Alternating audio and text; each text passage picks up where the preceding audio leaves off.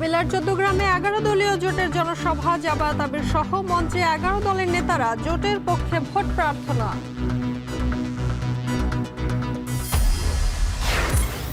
দীর্ঘ ২ দশক পর সিরাজগঞ্জে যাচ্ছেন তারেক রহমান। দুপুরে অংশ নেবেন নির্বাচনী জনসভায়, নেতাকর্মীদের উচ্ছ্বাস।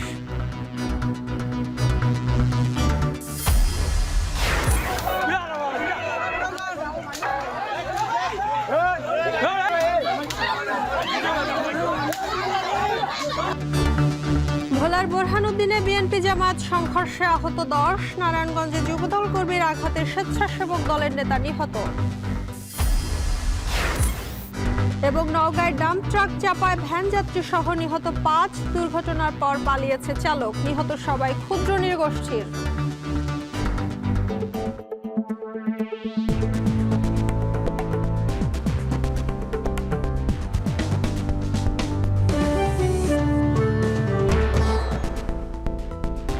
স্বাগত। এখন জনপদে পুরো আয়োজনে আপনাদের সঙ্গে আছি আমি শম্পা বিশ্বাস। কুমিল্লার ১৪ গ্রাম হাই স্কুল মাঠে ১১ দলীয় জোটের নির্বাচনী জনসভায় অংশ নিয়েছেন জামায়াত ইসলামের আমির ডাক্তার শফিকুর রহমান। একই সাথে নাহিদ ইসলাম, মামুনুল হক সহ ১১ দলীয় জোটের নেতৃবৃন্দরাও অংশ নিয়েছেন। এ বিষয়ে জানাতে সেখান থেকে যুক্ত হচ্ছেন সহকর্মী মাসুদ আলম। মাসুদ, সমাবেশের সবশেষ খবর কি? নেতাকর্মীদের উপস্থিতি কেমন দেখছেন, জানাবেন।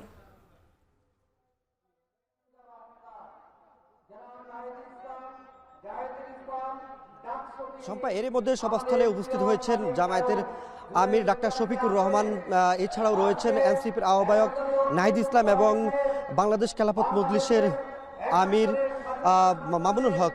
আমরা সকাল থেকে আসলে দেখেছি যে এই যে কুমিল্লার ১৪ গ্রাম হাই স্কুল মাঠে নেতাকর্মীদের যে উচ্ছ্বাস, আনন্দ এবং স্লোগানে তারা যে সভাস্থলে আসা শুরু হয়েছে, এতে করে আমরা দেখেছি যে একটি প্রাণবন্ত পরিস্থিতি তৈরি হচ্ছে। উচ্ছ্বাস আনন্দের সঙ্গে তারা সভাস্থলে যোগ দিয়েছেন।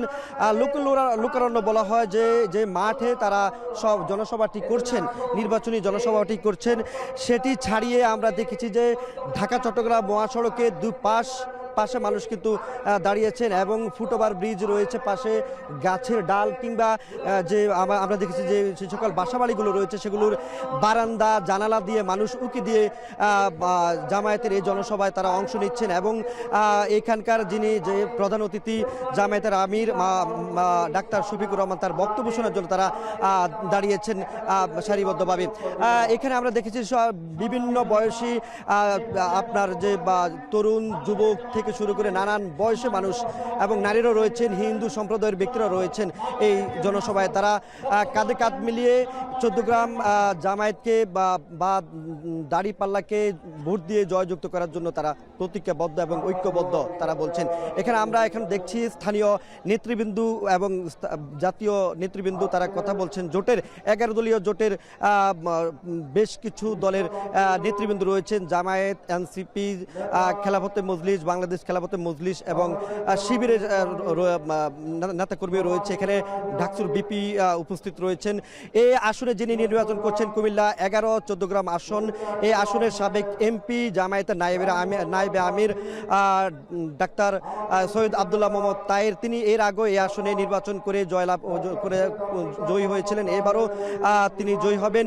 এটি আসলে বলা যায় বেশ কয়েক বছর থেকে এটি জামায়াতের ঘাঁটি হিসেবে বলা যায়। এখানে যে সকল মানুষ ভোটার রয়েছেন, বিশেষ করে প্রায় ৪,২১,০০০ ভোটার রয়েছেন এবং পোস্টাল ভোটার রয়েছেন, প্রবাসী থেকে শুরু করে নানান ধরনের পোস্টাল ভোটার রয়েছেন প্রায় ১২,০০০। তারা সবাই ঐক্যবদ্ধভাবে জামায়াতকে ভোট দিয়ে জয়যুক্ত করবেন এবারে নির্বাচনে, তাদের প্রত্যাশা। তো এই ছিল কুমিল্লা থেকে। কুমিল্লার ১৪ গ্রামে নির্বাচনী জনসভায় অংশ নিয়েছে ১১ দলীয় জোটের নেতৃবৃন্দরা। সেই বিষয়ে জানাচ্ছিলেন সহকর্মী মাসুদ আলম। দীর্ঘ ২ দশক পর সিরাজগঞ্জে যাচ্ছেন বিএনপি চেয়ারম্যান তারেক রহমান। দুপুরে শহরের বেসিক শিল্প পার্ক এলাকায় নির্বাচনী জনসভায় যোগ দিবেন তিনি। এর মধ্যে জনসভায় আসতে শুরু করেছেন দলীয় নেতাকর্মীরা। এ বিষয়ে জানাতে সেখান থেকে যুক্ত হচ্ছেন সহকর্মী রিফাত রহমান। রিফাত, তারেক রহমানকে বরণে সিরাজগঞ্জবাসীর প্রস্তুতি কেমন দেখছেন, জানাবেন।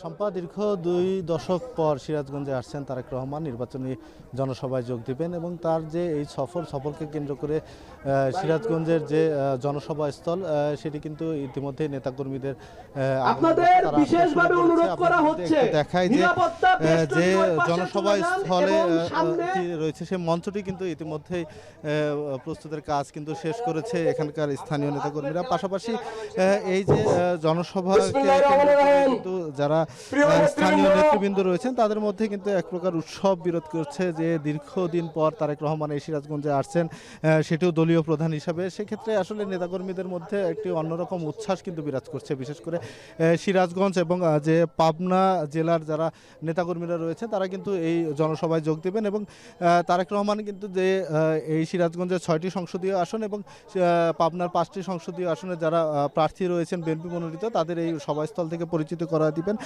পাশাপাশি সিরাজগঞ্জের এই জনসভাকে কেন্দ্র করে যে প্রস্তুতিগুলো সেগুলো কিন্তু জেলা বিএনপির পাশাপাশি সিরাজগঞ্জ এই যে জায়গাটিতে এই জনসভাটি হবে, সিরাজগঞ্জ 2 সংসদীয় আসন, এই সংসদীয় আসনের যিনি বিএনপির প্রার্থী রয়েছেন বিএনপির স্থায়ী কমিটির সদস্য ইকবাল হাসান মাহমুদ টুকু, তিনি কিন্তু সর্বক্ষণিক এই সভাস্থল যে এলাকা রয়েছে সর্বশেষ প্রস্তুতিগুলো কিন্তু তিনি পর্যবেক্ষণ করছেন এবং তারা যেটি আশা করছেন যে এই জনসভায় প্রায় লক্ষাধিক মানুষের সমাগম হবে এবং দলীয় নেতাকর্মীদের পাশাপাশি স্থানীয় যারা মানুষ রয়েছে, সাধারণ মানুষ, তারাও এই জনসভা স্থলে আসবেন বলে তারা কিন্তু আশা করছেন। পাশাপাশি সিরাজগঞ্জের যে সমস্যাগুলো রয়েছে, বিশেষ করে সিরাজগঞ্জে এখন পর্যন্ত কোনো শিল্প কারখানা গড়ে ওঠেনি, কর্মসংস্থানের সুযোগ সৃষ্টি হয়নি, পাশাপাশি কৃষিপ্রধান এলাকা, কৃষিক্ষেত্রেও নানান সমস্যা রয়েছে। সেই সমস্যাগুলোর আসলে প্রতিশ্রুতি তারেক রহমানের কণ্ঠে উঠে আসবে এমনটাই কিন্তু আসলে সিরাজগঞ্জে যারা সাধারণ মানুষ থেকে শুরু করে যারা দলীয় নেতাকর্মীরা রয়েছে তারা প্রত্যাশা করছেন। পাশাপাশি দলীয় দিক নির্দেশনাও কিন্তু আসলে নির্বাচন কেন্দ্রে দেওয়া হবে বলেও তারা আশা করছেন। তো সিরাজগঞ্জের তারেক রহমানের সমাবেশ থেকে এই ছিল আমার কাছে সবশেষ। নির্বাচনী জনসভায় যোগ দিতে সিরাজগঞ্জে যাচ্ছেন বিএনপি চেয়ারম্যান তারেক রহমান, সেই খবর জানাচ্ছিলেন সহকর্মী রিফাত রহমান। এদিকে ভোলার বোরহানুদ্দিন উপজেলার টবগি ইউনিয়নে নির্বাচনী প্রচারণাকালে জামায়াত ইসলামী বিএনপির মধ্যে সংঘর্ষের ঘটনা ঘটেছে। এই ঘটনায় জামায়াতের 7 সমর্থক আহত হয়েছেন। সকালে বোরহানুদ্দিন উপজেলার টবগি ইউনিয়নের 7 নং ওয়ার্ডে মনিরাম বাজারের পাশে এই ঘটনা ঘটে। প্রত্যক্ষদর্শীরা জানান, ভোলা 2 আসনে প্রচারণা চলাকালে জামায়াতে ইসলামীর প্রার্থী মুফতি মাওলানা ফজলুল করিমের কর্মী এবং সমর্থকদের প্রচারণায় বাধা দেওয়ার অভিযোগ ওঠে বিএনপি মনোনীত প্রার্থী হাফিজ ইব্রাহিমের কর্মী সমর্থকদের বিরুদ্ধে। এ নিয়ে উভয় পক্ষের মধ্যে প্রথমে কথা কাটাকাটি শুরু হয়, পরে তা ধাওয়া পাল্টা ধাওয়া এবং সংঘর্ষে রূপ নেয়। জামায়াত সমর্থকদের অভিযোগ, বিএনপির সমর্থকরা পরিকল্পিতভাবে তাদের গণসংযোগে বাধা দেয়। অন্যদিকে বিএনপির পক্ষ থেকে দাবি করা হয়েছে জামায়াতের সমর্থকরাই প্রথমে উস্কানি দিয়ে সংঘর্ষের সূত্রপাত ঘটায়।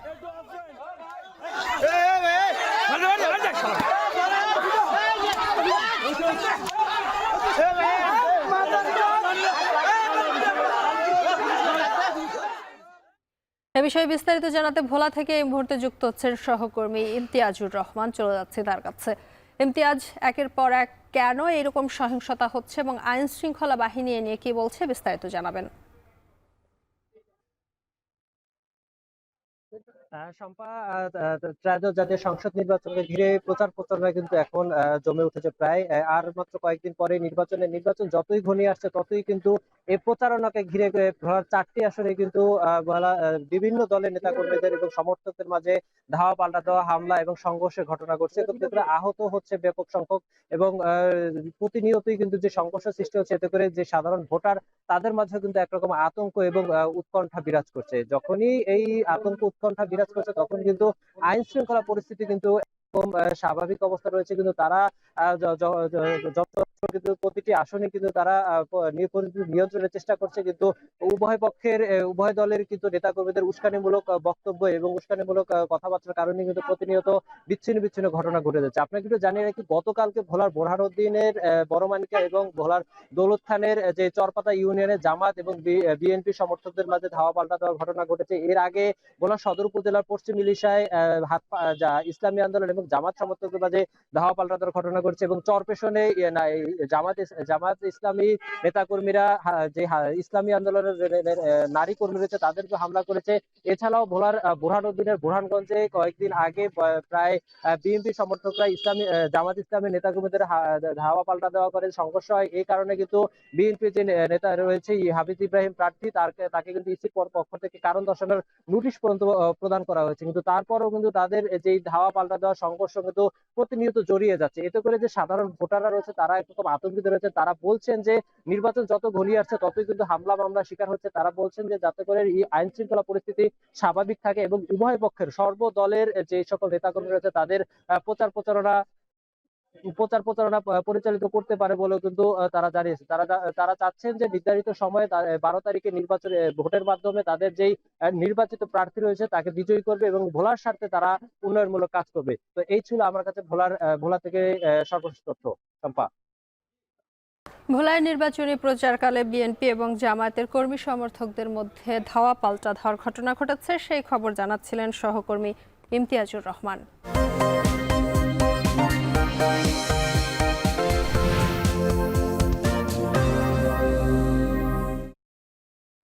ব্রাহ্মণবাড়িয়ায় জমে উঠেছে নির্বাচনী প্রচারণা। উন্নয়নের নানা প্রতিশ্রুতি নিয়ে ভোটারদের দাঁড়ে দাঁড়ে ছুটছেন প্রার্থীরা। এ নিয়ে বিস্তারিত জানাতে এই মুহূর্তে ব্রাহ্মণবাড়িয়ার সরাইল থেকে যুক্ত হচ্ছেন সহকর্মী তৌহিদুল তারেক। নির্বাচনী প্রচারণায় প্রার্থীরা কি কি প্রতিশ্রুতি দিচ্ছেন বিস্তারিত জানাবেন।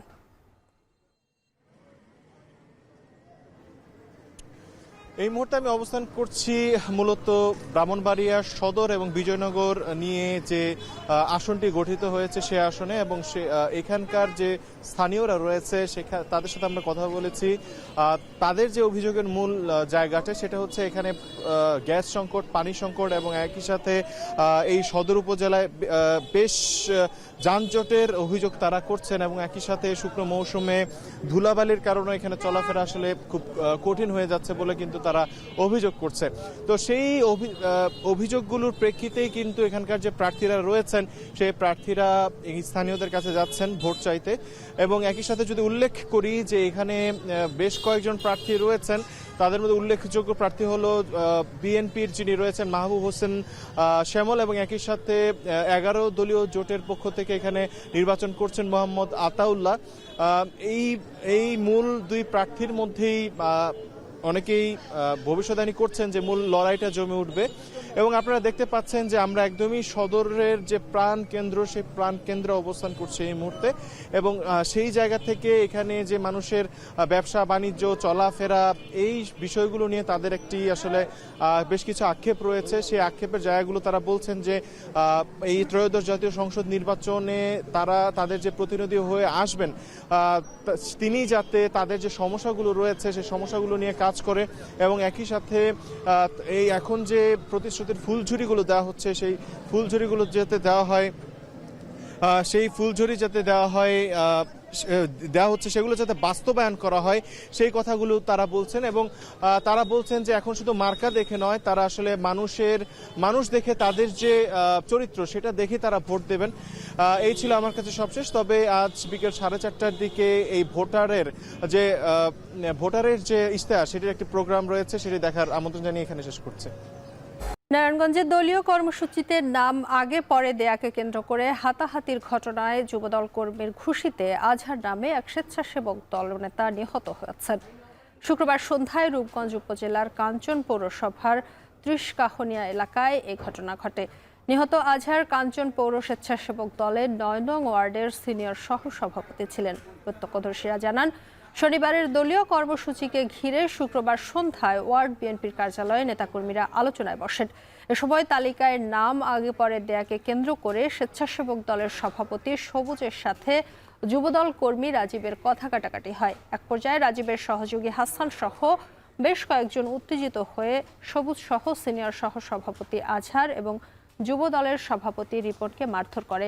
এ সময় আজহার ঘটনাস্থলে মাটিতে লুটিয়ে পড়েন। আশঙ্কাজনক অবস্থায় হাসপাতালে নিলে চিকিৎসক তাকে মৃত ঘোষণা করেন। পুলিশ জানায়, মৃত্যুর সংবাদ পেয়ে ঘটনাস্থলে পুলিশ পাঠানো হয়েছে। এ ঘটনায় আইনগত ব্যবস্থা প্রক্রিয়াধীন।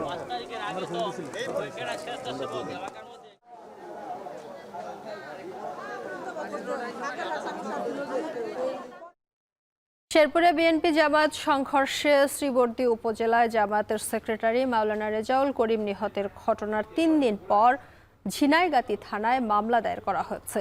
শুক্রবার রাতে নিহত রেজাউল করিমের স্ত্রী বাদী হয়ে ঝিনাইগাতী থানায় এই হত্যা মামলা দায়ের করেন। মামলায় 234 জনকে স্বনামে এবং অজ্ঞাতনামা আরও 400 থেকে 500 জনকে আসামি করা হয়েছে। মামলায় বিএনপির বেশ কয়েকজন হেভিওয়েট নেতাসহ বিভিন্ন স্তরের নেতাকর্মীদের আসামি করা হয়।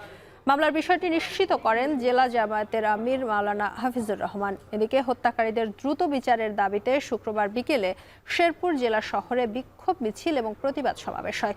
সমাবেশে হত্যাকারীদের 24 ঘন্টার মধ্যে গ্রেপ্তারের আলটিমেটাম দেন জামায়াত নেতারা। এছাড়া গ্রেপ্তারে কোনো অবহেলা থাকলে জেলার সকল কার্যক্রম অচল করারও হুঁশিয়ারি দেওয়া হয়। এদিকে পুলিশ বলছে তদন্তের স্বার্থে আপাতত আসামিদের নাম গোপন রাখা হবে। আসামিদের গ্রেপ্তারে পুলিশের অভিযান অব্যাহত রয়েছে বলেও জানানো হয়। চট্টগ্রাম বন্দরের নিউ মরিন কন্টেইনার টার্মিনাল বিদেশি অপারেটরকে ইজারা দেওয়ার প্রক্রিয়া বন্ধের দাবিতে 8 ঘন্টার কর্মবিরতি পালন করছেন শ্রমিক কর্মচারীরা। এ বিষয়ে বিস্তারিত জানাতে বন্দর থেকে যুক্ত হচ্ছেন হাজরা শিউলি। এতে আমদানি রপ্তানি বাণিজ্যে কতটা প্রভাব পড়ছে এবং সেই সঙ্গে জানাবেন কর্মবিরতি কতক্ষণ চলবে? শম্পা, চট্টগ্রাম বন্দরে যদি কার্যক্রম বন্ধ থাকে আমদানি রপ্তানি বাণিজ্য মারাত্মকভাবে ক্ষতিগ্রস্ত হয়। বিশেষ করে যে জাহাজগুলো বিভিন্ন দেশ থেকে পণ্য নিয়ে এসেছে যেটিতে আছে সেই জাহাজগুলো থেকে পণ্য খালাস বন্ধ আছে এবং রপ্তানি পণ্য নতুন করে কোনো জাহাজে উঠছে না, সেই সঙ্গে পণ্য ডেলিভারিও বন্ধ আছে। তো একটি জাহাজ যদি একদিন অতিরিক্ত বসে থাকে তাহলে তাদেরকে প্রতিদিনে $20,000 করে আর্থিক লোকসান বা ড্যামারেজ দিতে হয়। সেই সঙ্গে পণ্য সময় মতো ডেলিভারি না হলে আমদানিকারককে পোর্টের যে গুদাম ভাড়া সেটি নির্দিষ্ট সময় পর, বিশেষ করে 4 দিন ফ্রি টাইমের পর প্রায় তাদেরকে অনেক বেশি গুদাম ভাড়া বা প্যারাল রেন্ট দিতে হয়। সেই সঙ্গে রফতানি পণ্য শিপমেন্ট না হলে কিন্তু রফতানিকারক ক্ষতিগ্রস্ত হন। সময় মতো পণ্য শিপমেন্ট না হলে তাদেরকে এয়ার শিপমেন্ট করতে হয়, যেটি আসলে সমুদ্র পথে বা শিপে করে পণ্য পাঠানোর খরচের চেয়ে প্রায় 5 থেকে 6 গুণ বেশি এবং অনেক ক্ষেত্রে ক্রেতারা সময় মতো পণ্য না পেলে তারা ডিসকাউন্ট দাবি করেন। তো এই ধরনের বহুমুখী ক্ষতি কিন্তু এর মধ্যে রয়েছে এবং আপনারা দেখতে পাচ্ছেন যে বন্দরের গেটগুলি যেখানে এখানে কর্মব্যস্ত থাকার কথা এবং বিভিন্ন বেসরকারি ডিপোগুলো থেকে যে ট্রেইলারগুলো এসেছে পণ্য আমদানি পণ্য ডেলিভারি নেওয়ার জন্য বা কিংবা রফতানি পণ্য নিয়ে সেগুলো প্রবেশ করতে পারছে না এবং আমদানি পণ্য তারা ডেলিভারি নিতে পারছে না। এখানে ট্রেলার শ্রমিকরা তারা বলছে যে তারাও চরম ভোগান্তিতে আছে, তারা ঘন্টার পর ঘন্টা দাঁড়িয়ে আছে, তাদের কার্যক্রম বন্ধ। তো আসলে এনসিটি যে ডিপি ওয়ার্ল্ডকে দেওয়ার প্রক্রিয়া সেটি কিন্তু প্রায় 1 বছর ধরেই চলছে এবং সেই প্রক্রিয়া অনেকটা চূড়ান্ত হাইকোর্টের একটি রায়ের কারণে সেই প্রক্রিয়া অনেকটাই কিছুটা আসলে ধীরগতিতে চলছিল। তবে আমরা যতটুকু জানি আগামী সপ্তাহের মধ্যেই এই সপ্তাহের মধ্যে হয়তো একটি চুক্তি হয়ে যেতে পারে এবং শ্রমিকরা বলছে যে একটি লাভজনক টার্মিনাল এবং তারা নিয়মতান্ত্রিক আন্দোলন করছে এবং প্রয়োজনে তারা আরও কঠোর আন্দোলনের কর্মসূচি ঘোষণা করবে। তো এই ছিল আমার কাছে এখনকার মতো চট্টগ্রাম বন্দরের শ্রমিক কর্মচারীদের কর্মবিরতি সবচেয়ে এবং বিকেল 4টা পর্যন্ত এই কর্মবিরতি চলবে। চট্টগ্রাম বন্দরের নিউ মরিন কন্টেইনার টার্মিনাল বিদেশি অপারেটরকে ইজারা দেওয়ার প্রক্রিয়া বন্ধের দাবিতে 8 ঘন্টার কর্মবিরতি পালন করছেন শ্রমিক কর্মচারীরা। সেই খবর জানাচ্ছিলেন সহকর্মী হাজরা শিউলি। সারা দেশের মতো সিলেটেও জমে উঠেছে বিএনপি জামাত সহ বিভিন্ন দলের প্রচারণা। ভোটারদের নানা প্রতিশ্রুতি দিচ্ছেন প্রার্থীরা। এ বিষয়ে বিস্তারিত জানাতে সিলেট থেকে যুক্ত হচ্ছেন সহকর্মী সন্দীপন শুভ। প্রচারণা কেমন চলছে, সেই সঙ্গে জানাবেন ভোটাররা কি বলছেন।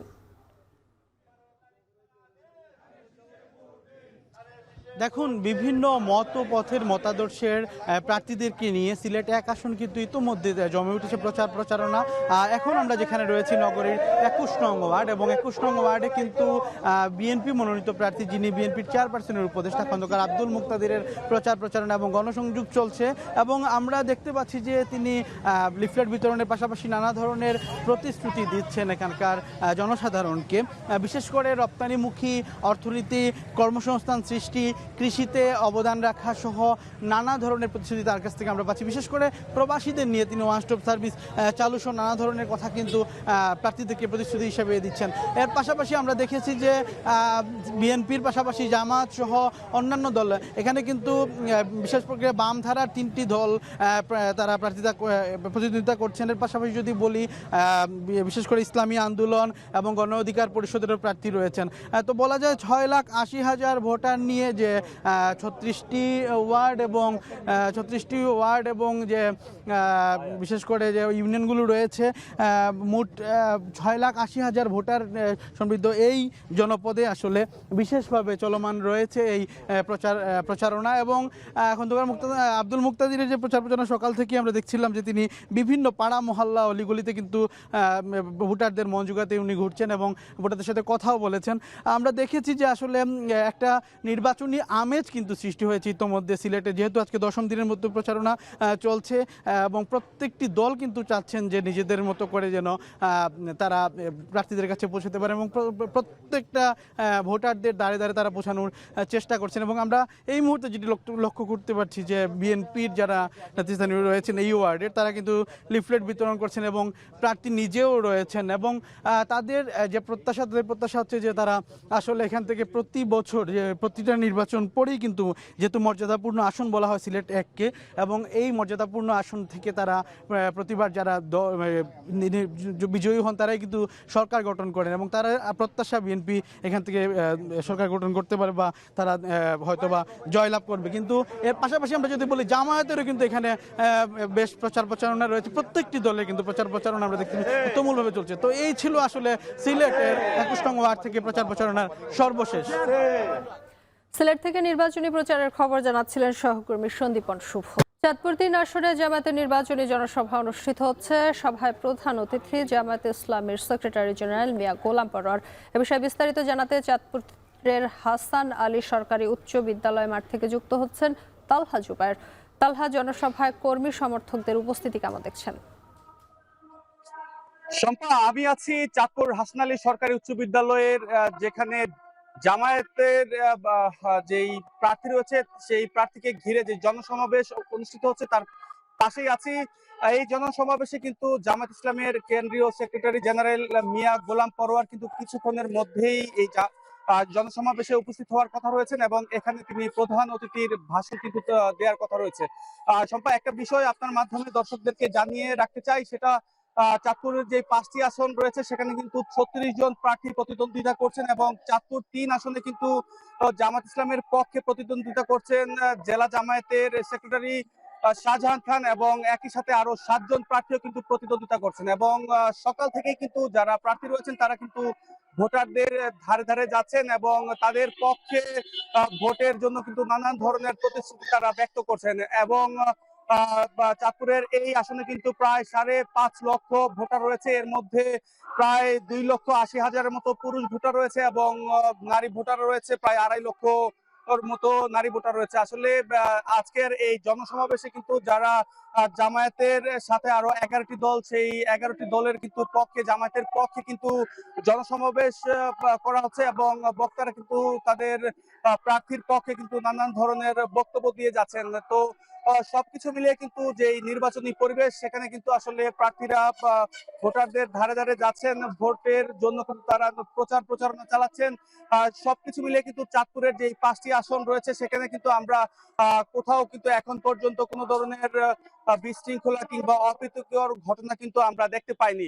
আসলে এই যে জামায়াতের জনসমাবেশ ঘিরে কিন্তু নেতা কর্মীদের কিন্তু বেশ উচ্ছ্বসিত উপস্থিতি আমরা কিন্তু দেখতে পাচ্ছি এবং একই সাথে নানান পাড়া মহল্লা থেকে কিন্তু ছোট বড় মিছিল নিয়ে কিন্তু তারা জনসমাবেশে উপস্থিত হচ্ছেন এবং তাদের প্রার্থীর পক্ষে কিন্তু আসলে তারা কিন্তু জনসমাবেশে অংশগ্রহণ করছেন। সবকিছু মিলিয়ে শম্পা, এই ছিল আমার কাছে চাঁদপুর থেকে জামায়াতের জনসমাবেশের সবশেষ। চাঁদপুর 3 আসনে জামায়াতের নির্বাচনী জনসভা অনুষ্ঠিত হচ্ছে, সে খবর জানাচ্ছিলেন তালহা জুবায়ের।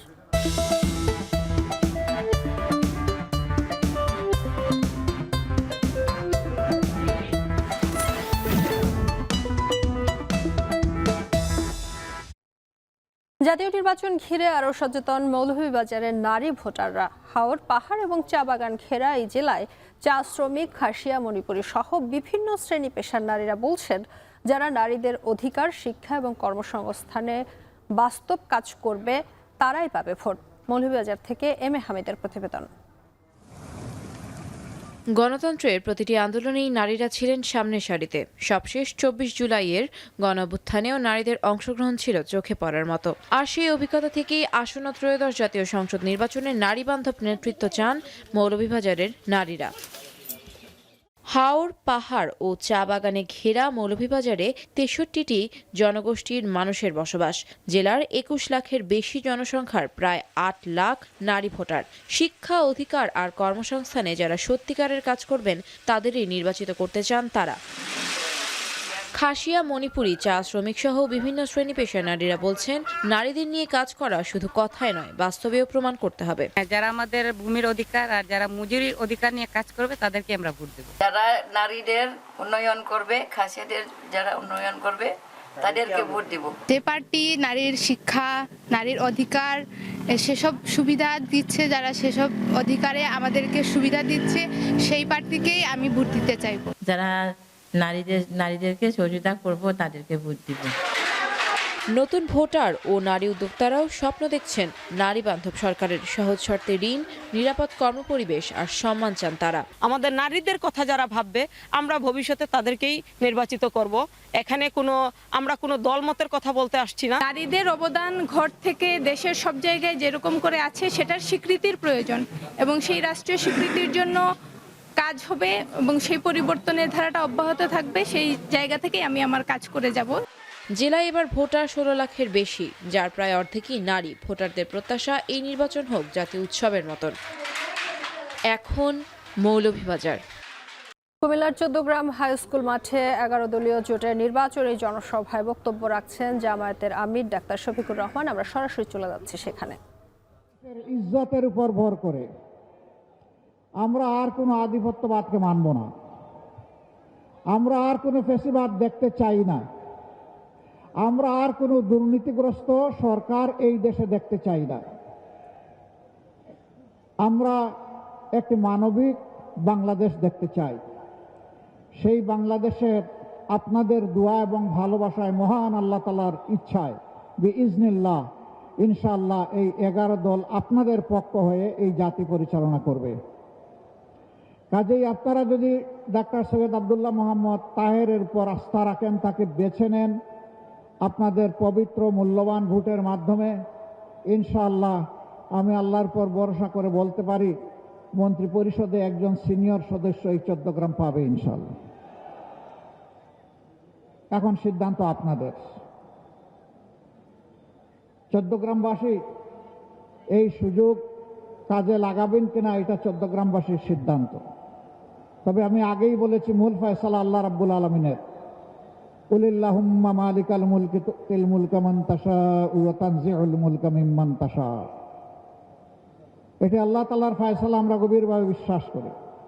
তবে যেহেতু 15.5 বছর বিশেষভাবে বাংলাদেশের মানুষ, আলেম ওলামা, রাজনৈতিক প্রতিপক্ষ আওয়ামী লীগের যারা ছিলেন, সিভিল সোসাইটির সদস্যবৃন্দ, সাংবাদিক বন্ধুগণ, এক কথায় সারা দেশবাসী যেহেতু মজলুম ছিলেন, আর আমরাও মজলুম ছিলাম, আমরা আশা করছি এখনো যারা মজলুম তাদের পক্ষেই বাংলাদেশ থাকবে ইনশাআল্লাহ। আর একটা কথা একেবারেই পরিষ্কার করতে চাই, আমরা দলীয় কোনো শাসন এই দেশে দেখতে চাচ্ছি না। আমরা জামাতে ইসলামীর বিজয় চাচ্ছি না, আমরা 18 কোটি মানুষের বিজয় চাচ্ছি। 18 কোটি মানুষের বিজয়ী হবে আমাদের 11 দলের সবার বিজয়। 14 গ্রামে এই প্রতীকটি দাঁড়িপাল্লা, 300 আসনে বিভিন্ন জায়গায় বিভিন্ন প্রতীক থাকবে। কুমিল্লায় নির্বাচনী জনসভায় বক্তব্য রাখছেন জামায়াতের আমির ডাক্তার শফিকুর রহমান। আমরা তখন সরাসরি ছিলাম সেখানে। নগর মহাদেবপুর উপজেলার শিবপুর এলাকায় ড্রাম ট্রাকের চাপায় 5 কৃষকের মৃত্যু হয়েছে। বিষয়ে বিস্তারিত জানাতে এই মুহূর্তে যুক্ত হচ্ছেন আব্বাস আলী। আব্বাস, নিহতদের মরদেহ কোথায় রাখা হয়েছে, সেই সঙ্গে জানাবেন স্বজনদের সঙ্গে কোনো কথা হচ্ছে কিনা আপনার?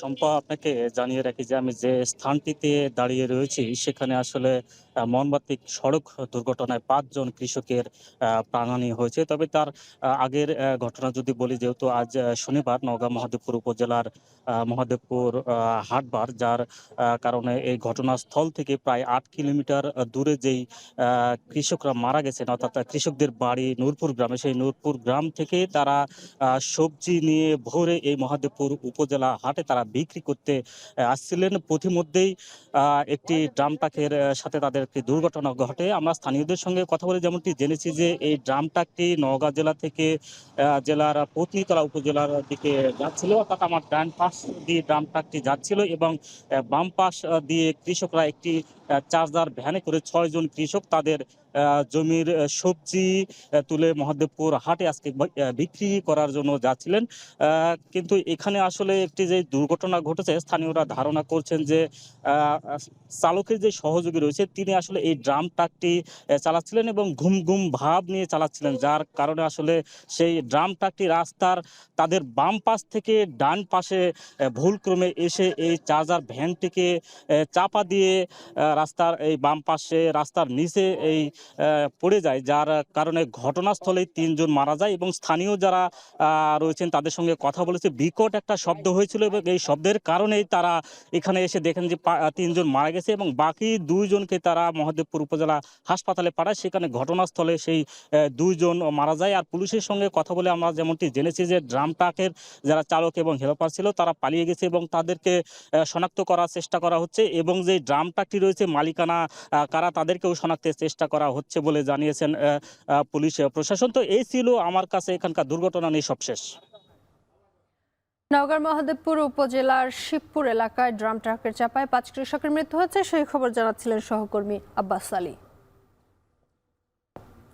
এর সাথে সংবাদ শেষ করছি। এখন টেলিভিশন ওয়েবসাইটে দেখতে ভিজিট করুন www.ekhon.tv। এছাড়া এখন টেলিভিশন ফেসবুকে দেখতে ভিজিট করুন facebook.com/tv.ekhon এবং ইউটিউবে এখন টেলিভিশন দেখতে ভিজিট করুন youtube.com/c/ekhon tv।